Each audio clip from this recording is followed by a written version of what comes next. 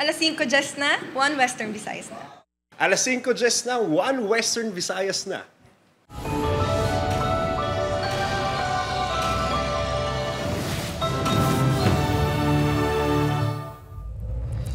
Mga balita nga aton tutukan subong nga Lunes. Isa ka semana antes ang pagbalik sa klase, mga ginikanan kag estudyante nagsugod na sa pagpanglimpyo sa mga bulutuan.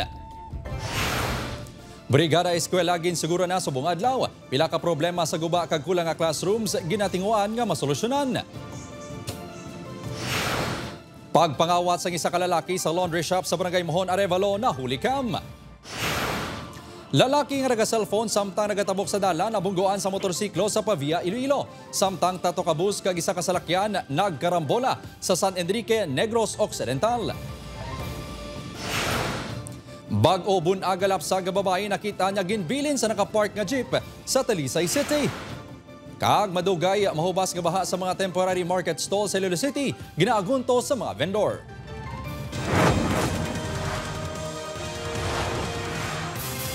Ini ang GMA Regional TV, 1 Western Visayas. Mayong hapon, Western Visayas kag Negros Occidental. Brigada Eskwela nagumpisa na subong adlaw. Problema sa kakulang kag guba nga hulot klasihan, panghangkat sa mga bulutuan.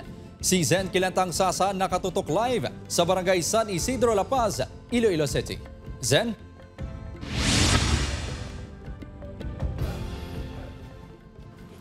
Kim, nagpartisipar ang mga ginikanan kag mga manunudlo sa unang adlaw sang Brigada Eskwela. Ginpang tipon sa mga ginikanan ang tanan nga sagbot kag laya nga dahon sa palibot sang Ticod Elementary School. Tanan nga yabok kag lawa sa mga hulot klasihan ang ginlimpyuhan. Isa si Manang Jonaline nga nagbuylog sa Brigada Eskwela nga nagumpisa subong nga adlaw. Pakita namon nga nagaano man kami sa eskwelahan nila. Willing man kami magpanglimpyo, mga mamon man kung ano ang activity sa eskwelahan. Isa ang classroom ni Mamila ang ginpreparar sa abri klase. Problema sini amo ang gabok nga kisame. Kung may mga classroom man kami nga mga bag-o nga mga building, may ara man nga do subject for condemnation. Sa Lagana Central Elementary School naman, may 1,500 learners ang tinalikdan nga school year. Sunod sa school principal, magluwas sa kakulang sa manunudlo. Nagapangu naman nga panghangkat amo ang problema sa hulot klasihan, ilabi na kun malain ng tiyempo. Kada ulan nagabaha gyud. So kinahanglan ginamon classrooms, especially classrooms ani nga do medyo mataas-taas siya nga para miskan magbaha siya, hindi maapektuhan ang mga kabataan kag ang klase. Sunod sa Schools Division of Iloilo, ang tanan nga issue sa mga eskwelahan ang ginatinguan nga masolusyonan ang problema sa hulot klasihan, school furnitures kag iban pa. Dugang pa sang DepEd Iloilo, nagabulig ang Iloilo Provincial Government sa pagpatukod sang dugang nga classrooms. Ginatutukan man sang DepEd Iloilo ang numeracy and literacy sang kabataan. Ilabi na nga ang probinsya ang pinakanubo sa basic and functional literacy rate sa Western Visayas. May mga inisyatibo na ang ahensya agud masolusyonan ang learning gap sa mga estudyante. Kagang school heads naton are constantly coordinating ang mga needs sang aton nga mga nagkalain-lain nga mga eskwelahan sa bilog nga probinsya para nga ma-provide if not ma-mitigate or mabuhin-buhinan ang problema or concerns sang aton sini nga mga eskwelahan. Sa Efegenio Enrica Lizares Memorial School sa Talisay City, Negros Occidental, nagbuligay man ang mga manunudlo kag ginikanan sa pagpaninlo kag pagpamintas ang classrooms kag pagkayos sang guba nga mga pulungkuan kag iban pa nga gamit sa hulot klasihan. Apang ang pinakaginaproblema sang eskwelahan among masami nga madalong nga baha ilabi na subong nga nag-umpisa ng tig-ululan. Sunod sa principal, barado ang drainage system sa lugar, rason nga isa ini sa mga gintinluan sa ginhiwat nga Brigada Eskwela. Magtudo ulan, buta na siya ang drainage ang kabalik sa amon di sa school. Samtang kadungan sa Brigada Eskwela, nagumpisa naman ang enrollment sa rehiyon. Ginaganyat ang mga ginikanan nga magamit sang face-to-face modality sa pag-enroll sang kabataan agud ma-assess ang mga bata, pareho sang pagbasa kag pagkuha sang ila body mass index o kun BMI. Kim, mahimo nga makadonate ang mga stakeholders sang cleaning materials kagamit pang eskwela sa mga eskwelahan. Magadugay naman ang Brigada Eskwela sa June 13. Kim? Madamo gid nga salamat, Zen Kilantang Sasa.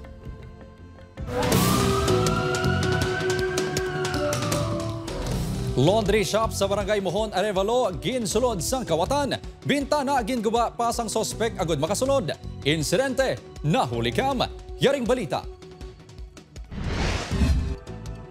Makit-an sa sini nga video ang pasimple nga paglakat sang lalaki kag pagsulod sini sa isa ka establishmento sa Barangay Mohon, Arevalo, Iloilo City pasado alauna Sabado sang kaagahon, Hunyo 7. Sa isa pa ka anggulo sang CCTV, makit-an ang pagkuha sini sa mga jealousy kag pagguwa sang grill sa agud makasunod.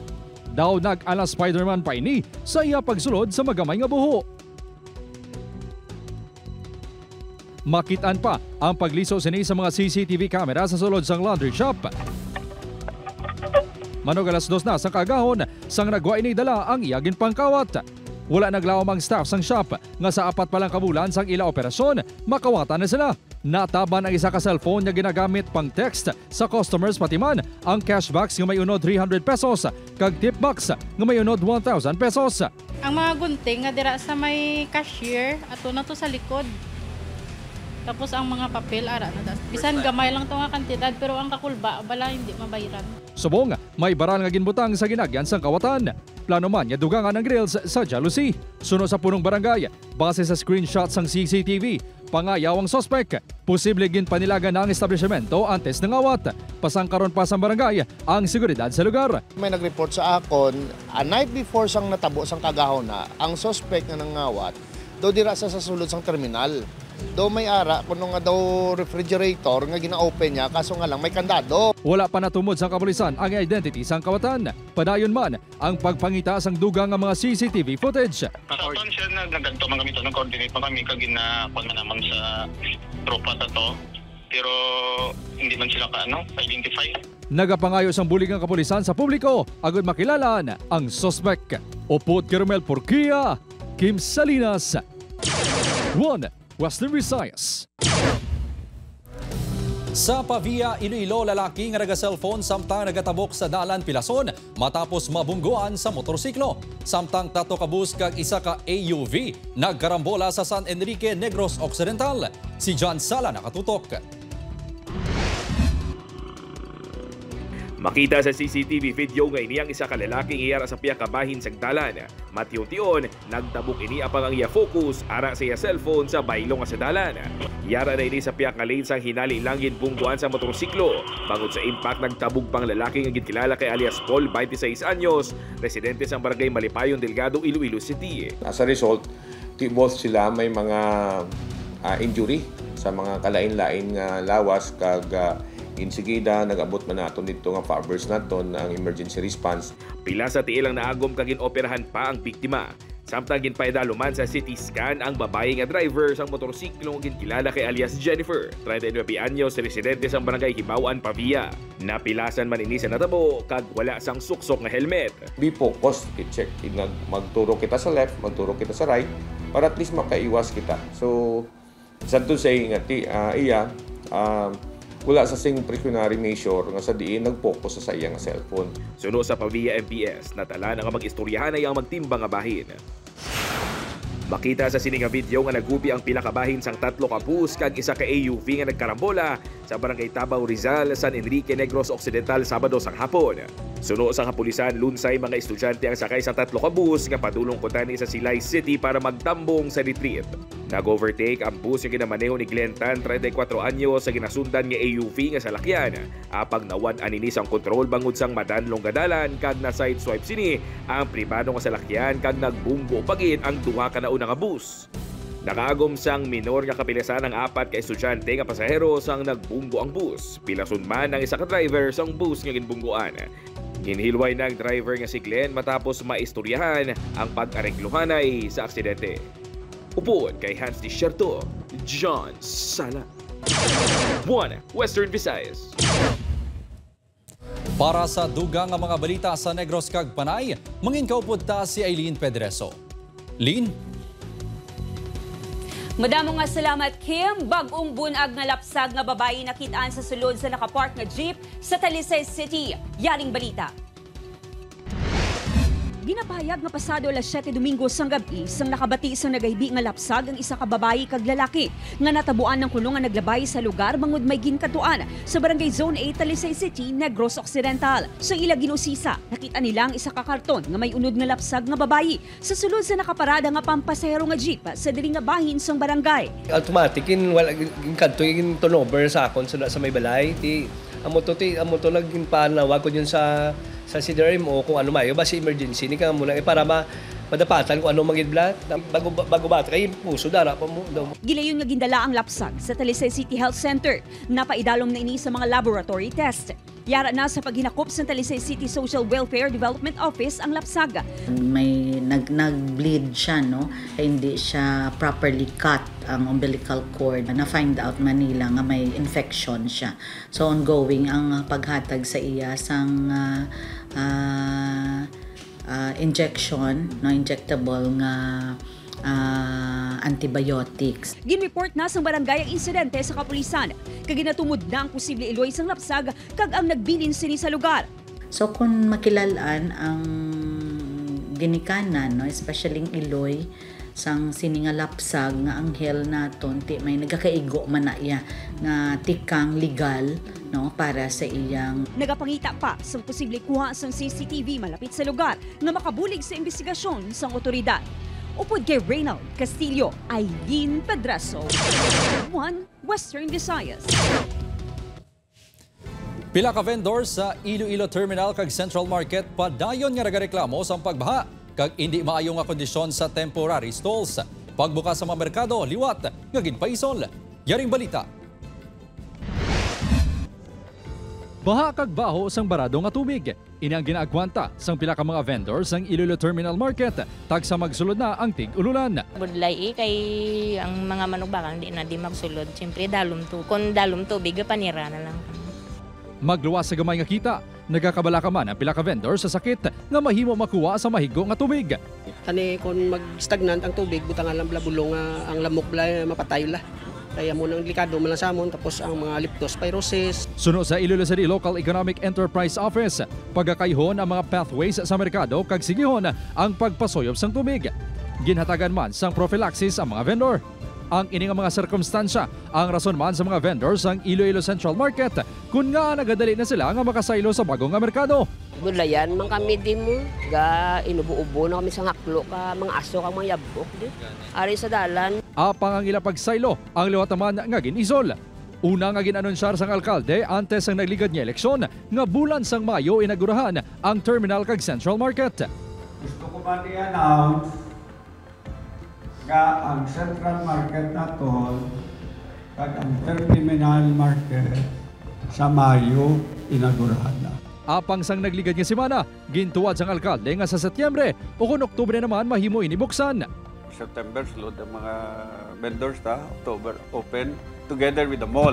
Suno sa LEO, hindi pa delayed ang construction sa mga merkado. Na-delay kita before sa salvage materials, pag-pull out before sa ato na duwa ka markets. May iba nga area nga maigo sang site, construction site like sa fish section nga kinahanglan naton i-adjust ang aton mga vendors. 70% na ang completion rate ng Iloilo Terminal Market, samtang 60% ang Iloilo Central Market suno sa LEO. Upod kay Romel Porquia, Kim Salinas, One Western Visayas.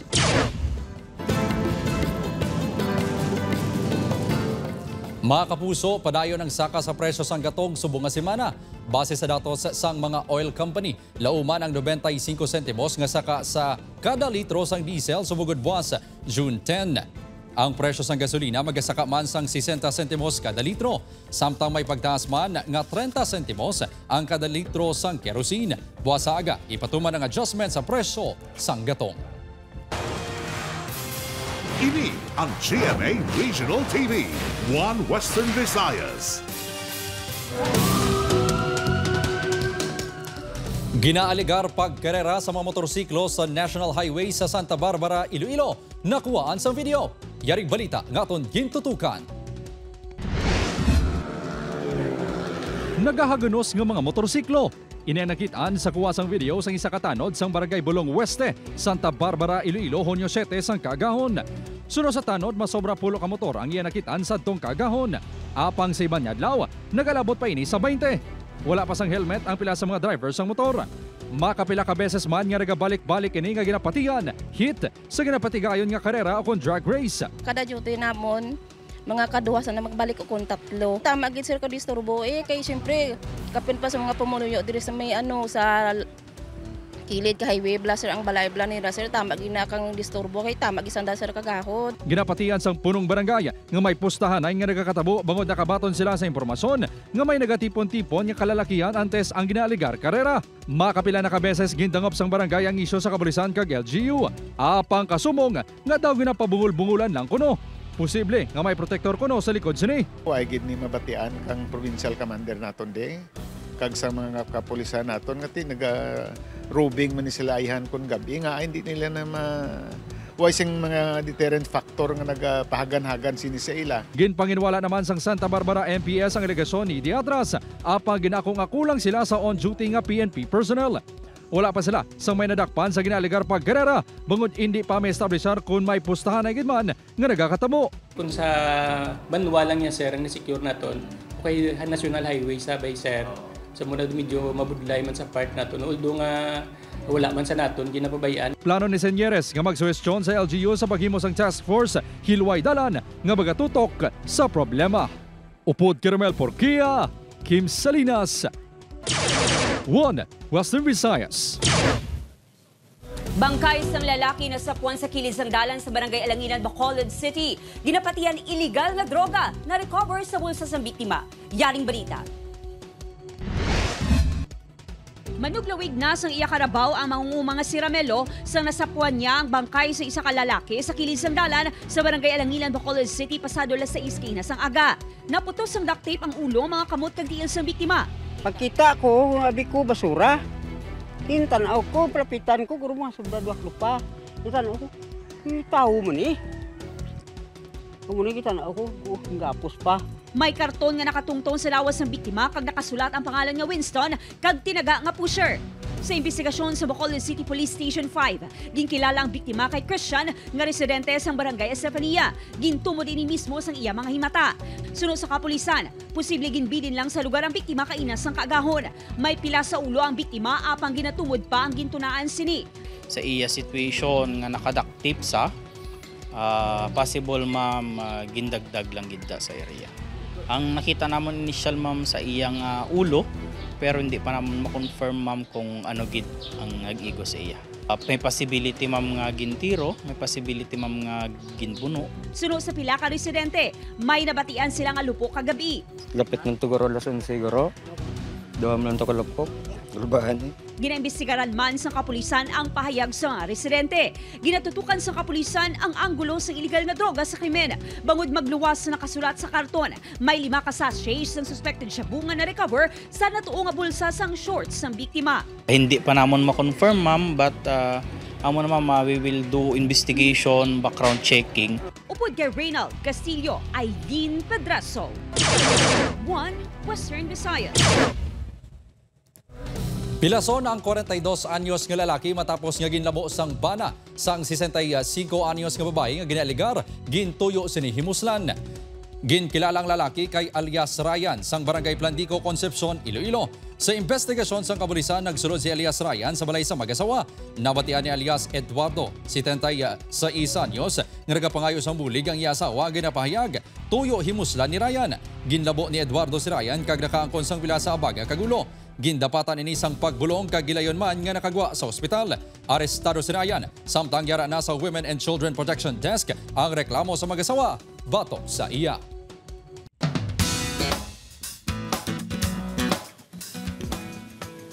Avisala, goosebumps kag excitement ang dalasang full trailers ng Encantadia Chronicles Sangre.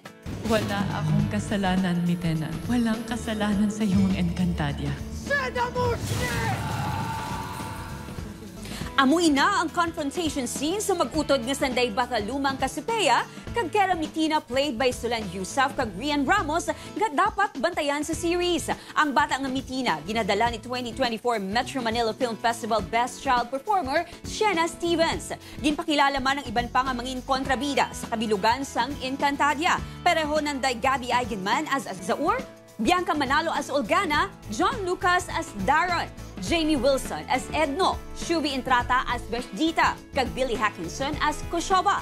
Magabalik man sa series sanday Sangre, Lira kag Mira with new costumes, played by Mikey Quintos kag Kate Valdez. Bago nga karakter naman sanday Luis Hontiveros as Soldarios, kag Isabel Ortega as Sangre Armea. Spotted man sa trailer ang apat kag gabay diwa sa mga bilyante. Nagtambong man sa Sangre Grand Media Con ang pila ka GMA executive sa pagpanguna ni OIC for GMA Entertainment Group, Cheryl Ching C.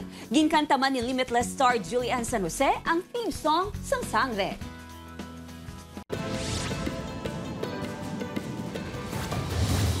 Patay ang menor de edad samtang na ospital naman ang lola sini matapos makuryente sa barangay Takuyong Norte, Leon, Iloilo. Ginbawian sang kabuhi ang grade 7 student kababayi kag pilason ng 59 anyos nga si alias Lina. Base sa investigasyon sang kapulisan, nagalakat ang duha pagkadto si Ilapayag sang aksidente nga natandog sang lola ang nagalaylay nga linya sang kuryente nga ginagamit sa motor sa tubig. Nagbulig pa ang menor de edad si lola apang nakuryente man ini. Nadula naman sang animo ang lola. 18 ka mga individual ang arestado sa illegal nga pagpangisda sa Asluman, Carles, Iloilo. Natakpan ang mga sospek sa operasyon sa Carles Municipal Police Station kag Provincial Bantay Dagat Task Force. 3 kasakayan ang naaktuhan nga nagapatigayon sang troll fishing sa baybayon sang Isla Gigantes. Na-recover sang operating team ang ginabulubanta 90 kilos nga isda nga nagabalor sang 12,000 pesos kag mga fishing paraphernalia. Ginkustodiya ang mga arestado sang Carles MPS kag multahan sa Municipal Treasurer's Office. Ginkilala nga si Bernie Villamor, 35 anyos, kag residente sa Ormoc City, Leyte. Ang lalaki nga nasapuan nga nagalutaw sa baybayon sa Barangay Sapaw, Dumangas, Iloilo sang Hunyo 4. Inagin kilala sa mga himata pinaagi sa tato si Achan nga may inisyal sa iyang ngalan. Amuman ang mga gamit sini sa bag. Suno sa kapulisan, nagbiyahe inihalin sa Bacolod City sa Hunyo 2 ang gabi. Apang sang malapit na lang sa Dumangas Port, nadula ini sa iya ginasakyan nga barko. Ginpangita pa ini sang Coast Guard apang wala ini masapuan. Tubtob nakita na lang sa Hunyo 4 sang isa ka manog pangisda. Ang biktima ang isa ka sales agent sa San Jose Antique.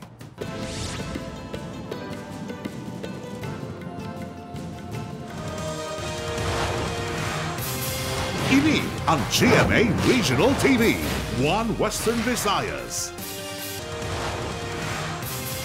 Ini ang GMA Regional TV, One Western Visayas.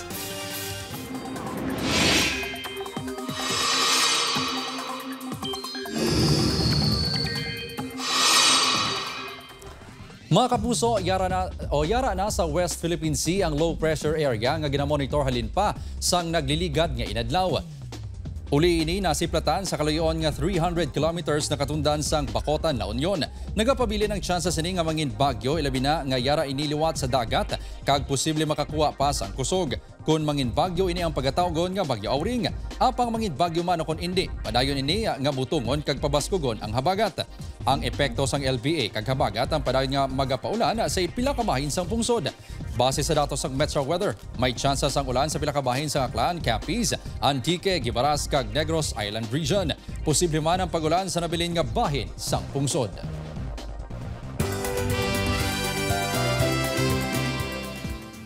Mga kapuso, updanta ang mga silaynon sa pagsaulog sang kasaysayan, pagkabaganihan kag tradisyon sa ila syudad pinaagi sa Kansilay Festival. Sa mga tuig magadugang ang kasadya sa presensya ng Day Prince Clemente, Radson Flores, Lauren King, Alin Ansay kag Sofia Pablo. Kilit anay kita sa Kapuso Fiesta mga kapuso sa June 12, 9 p.m.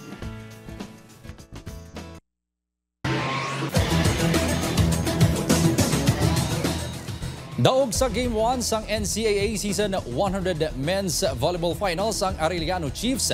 Naka 3 sets ang Arellano kontra sa isa ka set nga nadaog sang Letran 3-1. Isa kadaog pa ang kinahanglan sa Arellano Chiefs para makuha ang pinakauna nila nga NCAA Championship title. Sa Women's Division naman, one step closer sa 4-peat championship ang Benilde Lady Blazers. Ginlutos nila ang Letran Lady Knights sa 4 naman kasets 3-1. Sa Miyerkules, June 11 ang Game 2 sang Best of 3 Series sang NCAA Men's and Women's Volleyball Finals.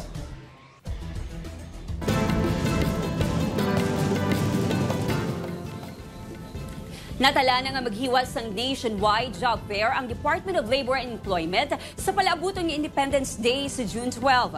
Ang napilian nga venue para sa Western Visayas amo ang Bacolod City. Sunod sa Dole 6, masobra 8,000 ka job vacancies ang sarang maaplayan sa 61 ka employers sa patag sang sales kag manpower services. Pinakamadamo nga vacancies ang para sa service crew, sales consultant kag driver. Magluwas diri may masobra 1,500 ka vacancies nga pwede maaplayan sa luwasang pungsod halin sa 57 ka employers. Ginapahanumdom sa mga luyag magpartisipar nga magbisita sa pinakalapit nga Public Employment Services Offices sa Condole Regional Field Offices para sa dugang nga impormasyon. Nag-antos ang pila ka mga residente sang Iloilo City kahapon mangod sang 12 ka oras nga brownout. May pila ka pamuluyong nga ginpili nga magtinir sa guwa sa ilabalay agod magpahangin-hangin. Ang iban wala na gani makasimba mangod alas 5 pa lang sang aga. Brownout na. May mga negosyante nga nagkawalaka nga maguba o kon mapanusan sa pagkaon sa refrigerator pati ang ilang mga frozen food. Ginpatigayo ng power interruption bilang kabahin sang maintenance activities sa National Grid Corporation of the Philippines.